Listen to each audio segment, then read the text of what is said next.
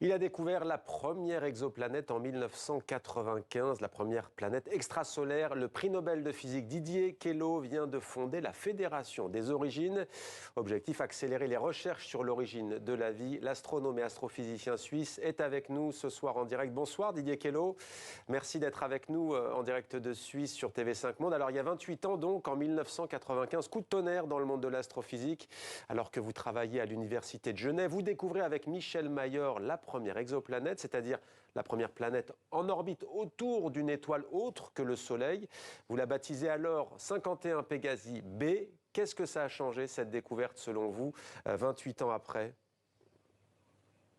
Oh, cette découverte a eu un effet absolument énorme parce qu'il a ouvert la possibilité qu'il y ait des planètes autour des autres étoiles. Les gens l'imaginaient, mais personne n'avait vraiment montré. Et c'est vrai que quand on regarde ce qui s'est passé ces 25 dernières années, ça a été une accélération, une ribambelle de planètes, si bien que maintenant, à la question « y a-t-il des planètes autour des autres étoiles ?», on peut dire oui, presque toutes les autres étoiles ont des planètes. Reste à savoir de quoi ont l'air ces planètes. Et il y en a combien aujourd'hui? Je me suis amusé à regarder. J'ai trouvé au 1er février 2023 5307 exoplanètes, vraiment? Oui, alors on les compte plus vraiment. L'idée de les compter n'est plus vraiment très intéressant parce que on sait qu'il y en a à peu près une autour de chaque étoile, au moins une. Donc c'est vraiment maintenant plus une question de savoir combien on en a. À chaque fois qu'on cherche vraiment comme il faut autour d'une étoile, ben on va en trouver. C'est de quoi on parle, à quoi ressemblent ces planètes. Et ce qui a été la grande surprise au cours de ces 25 dernières années, ça a été de trouver que l'énorme majorité des planètes qui orbitent autour des autres étoiles, eh bien, ma foi, elles sont pas tellement semblables aux planètes de notre système solaire. Elles sont, en général, beaucoup plus proches et beaucoup plus chaudes. Elle va rester avec nous justement. Alors, je précise quand même qu'une super Terre a été découverte tout récemment par une équipe de scientifiques belges. Ça ne s'invente pas, ils l'ont appelé Spéculoos, précisément Spéculoos 2C. Les francophones, décidément, sont très bons. Je vous vois sourire. Restez avec nous, Didier Queloz. On va justement voir en quoi a consisté cette découverte. C'est un récit de Mathieu Sarfati. Elle a été baptisée Spéculoos 2C, en référence à la nationalité des chercheurs qui l'ont détectée. Une pointe d'humour belge qui n'enlève rien au sérieux de la découverte. Spéculoos 2C pourrait être une super-Terre, c'est-à-dire une planète située hors de notre système solaire, plus massive que la Terre et a priori rocheuse. C'est en sondant d'autres exoplanètes avec leurs télescopes que les scientifiques ont découvert un peu plus loin cette fameuse super-Terre à une centaine d'années-lumière de notre planète Terre. La question essentielle désormais, peut-il y avoir de la vie sur Spéculoos 2C ? Ces caractéristiques, en tout cas, pourraient le laisser penser, d'après l'équipe internationale de chercheurs. Cette super-Terre est environ 40% plus grande que notre planète. Elle tourne autour de son étoile en 8,5 jours, ce qui la place dans la zone dite habitable, ni trop loin de son astre pour que l'eau ne gèle pas, ni trop proche pour qu'elle ne s'évapore pas. Mais pour confirmer ou non la possibilité d'héberger une forme de vie, l'équipe internationale de scientifiques va désormais étudier l'atmosphère de cette nouvelle planète, l'idée étant de rechercher des déséquilibres chimiques qui pourraient s'expliquer par une forme de vie. Spéculoos 2C serait la deuxième super-Terre potentiellement habitable. La première, TRAPPIST 1, avait été découverte en 2016, déjà par des astrophysiciens liégeois. Voilà, et on retourne à Genève en direct avec Didier Queloz, prix Nobel de physique. Didier Queloz, juste sur Spéculoos 2, en quoi c'est intéressant de voir si c'est potentiellement habitable ou pas, cette exoplanète ? Alors, Spéculoos 2 ou TRAPPIST, c'est des planètes qui ressemblent à une catégorie de planètes. On en a plusieurs qui, on pense, sont rocheuses. Donc, il y a une certaine similarité avec la Terre. Par contre, ce qui les différencie fortement, c'est qu'en général, elles tournent autour des étoiles qui sont très différentes et elles sont en orbite très courte. Ceci dit, on ne peut pas exclure que certaines de ces planètes puissent héberger de l'eau et par la nature même de ces planètes qui sont à la bonne distance, pas trop loin, pas trop éloignées de leur étoile, par rapport à l'énergie qui irradie ces planètes, on pourrait imaginer que l'eau soit liquide. Donc ça ouvre en fait tout un domaine maintenant qui est de se poser la question, mais en fait, est-ce qu'il pourrait y avoir des développements de vivants autour d'une grande partie de ces planètes qu'en fait on a trouvées ? Voilà, le cadre est posé. Tiens, d'ailleurs, peut-être, avant de parler de la Fédération des origines, en quoi c'est important, selon vous, ou pas, ces exoplanètes pour essayer de trouver l'origine de la vie? Alors, vous savez, ça, c'est ce qu'on appelle la recherche fondamentale. Ouais. Vous savez, quand Einstein écrit ses équations de la relativité, il le fait par esthétisme pour mettre ensemble le temps et l'espace. Ben, maintenant, vous avez le GPS, par exemple, qui les utilise. Donc, vous savez, l'impact de la recherche fondamentale, elle se mesure sur un temps très long et elle fait partie de cette sorte de connaissance universelle de l'humanité qui nous permet de faire des choses qu'on ne pouvait pas imaginer. Donc, aujourd'hui, ben, ça n'a pas vraiment d'impact sur la vie de tous les jours, si ce n'est que d'abord, ça fait rêver.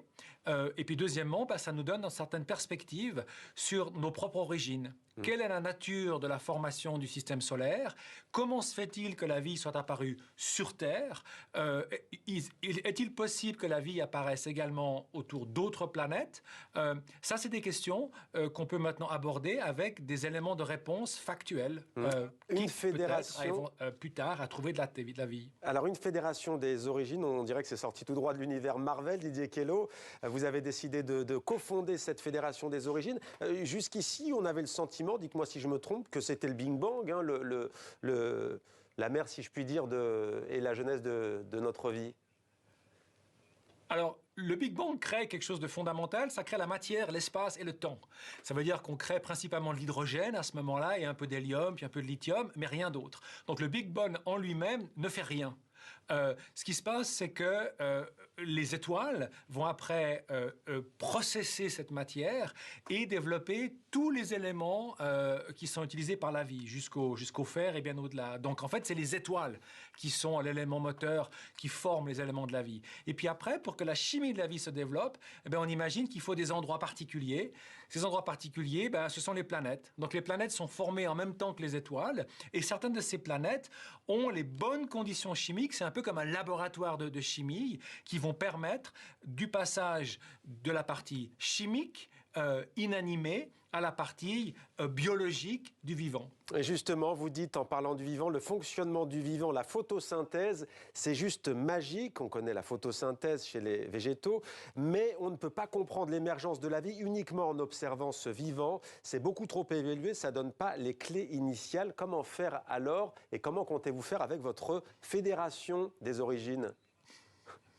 Oui, alors ça, c'est vraiment tout le problème ici. C'est que la vie sur Terre, telle qu'on la connaît, c'est la seule vie qu'on connaît pour l'instant, eh bien, elle est basée sur un principe universel, elle fonctionne sur les mêmes molécules, et en fait, elle est le résultat d'évolution de plus de 3,5 milliards d'années. Donc, c'est une sorte de machine parfaite qui a eu tout le temps de se développer. Maintenant, si on veut comprendre pourquoi ça a commencé, eh bien, il faut trouver le moment où on a quelque chose de très imparfait, mais qui commence à être vivant. Malheureusement, au jour d'aujourd'hui, il n'y a pas de vie nouvelle qui est créée. La vie n'est créée que par la vie elle-même. Alors on peut imaginer d'aller chercher sur Mars des traces peut-être anciennes de vie, des restes.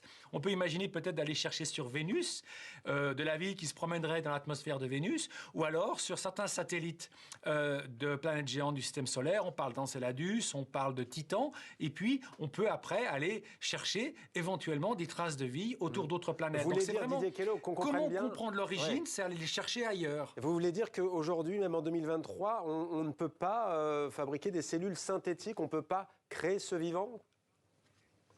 Alors oui, absolument, on crée du vivant tel qu'on le connaît. Donc on va pouvoir bricoler le vivant, on le fait, on va pouvoir couper les gènes, on va pouvoir reconstruire, mais on ne va pas créer à partir de rien du vivant. On ne va pas prendre du carbone, de l'oxygène, de l'azote, du phosphore, on mélange tout et hop, on fait quelque chose de vivant. Ça, on ne sait pas le faire. Ouais. Et d'ailleurs, j'ai appris grâce à vous, je pensais qu'on s'était arrêté aux 20 acides aminés que l'on connaît chez l'humain, mais en fait, il en existe beaucoup d'autres, moins étudiés ? Alors, les acides aminés, c'est une structure chimique. Il y en a un nombre très important en chimie, mais la vie n'en utilise que 20. Il a ces 20 acides aminés, probablement parce que c'est les seuls que la vie a réussi à utiliser au moment où elle s'est construite, et elle a construit toute une architecture autour de ces 20 acides aminés. C'est un peu comme la chimie. Dans les labos de chimie, mes amis chimistes créent des molécules qui n'existent pas sur Terre. Elles sont nouvelles. Une qui nous pose beaucoup de problèmes, c'est le plastique, par exemple. Le plastique n'existe pas à l'état naturel. On le crée. Donc c'est un peu la même chose. Donc la vie utilise une fraction du potentiel de la chimie, mais a fait quelque chose de merveilleux qui est le vivant sur Terre. Alors la question est de savoir, est-ce que tout le vivant se ressemble ? Est-ce qu'il ressemble toujours, il est similaire partout, ou est-ce qu'on va avoir des formes vivantes complètement différentes, basées sur une chimie qui serait radicalement différente? Et ça, on n'en sait rien. Et est-ce que connaître l'origine de la vie peut permettre de changer l'avenir de notre planète, qui, on le sait, est menacée? L'idée de base, c'est qu'en général, la connaissance améliore la qualité de la vie et améliore notre place sur cette planète. Alors maintenant, on peut débattre de cette question. Le fait qu'on comprend le fonctionnement du Soleil, eh bien, c'est merveilleux parce que vous pouvez faire des scanners, vous pouvez soigner des cancers, mais en même temps, vous faites des bombes thermonucléaires. Donc ça fait partie de l'élément moral, l'élément sociologique de notre espèce, qui, quelque part, est merveilleux parce qu'on sait faire, par notre capacité de notre cerveau, et d'un autre point de vue, est une vraie catastrophe. Et c'est pour ça que vous avez créé, Didier Queloz, la Fédération des origines